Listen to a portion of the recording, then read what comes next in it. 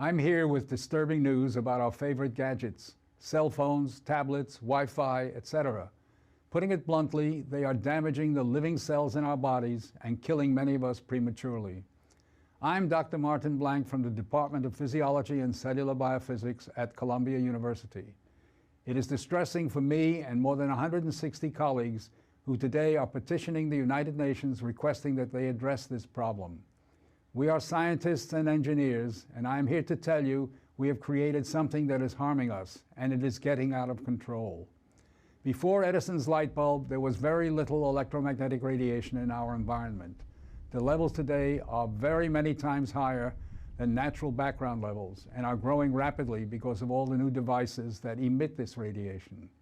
An example that a lot of us have in our pockets right now is the cell phone.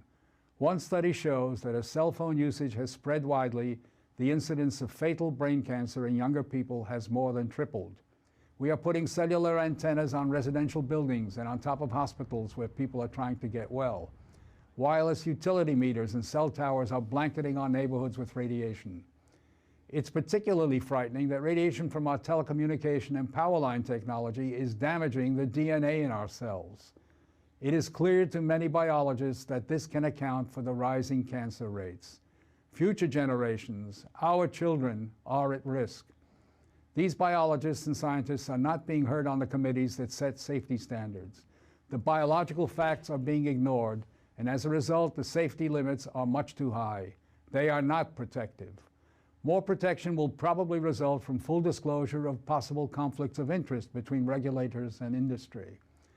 Rising exposure to electromagnetic radiation is a global problem. The World Health Organization and international standard-setting bodies are not acting to protect the public's health and well-being. International exposure guidelines for electromagnetic fields must be strengthened to reflect the reality of their impact on our bodies and, in particular, on our DNA. Although we are still in the midst of a great technological transformation, the time to deal with the harmful biological and health effects is long overdue. We are really all part of a large biological experiment without our informed consent. To protect our children, ourselves, and our ecosystem, we must reduce exposure by establishing more protective guidelines.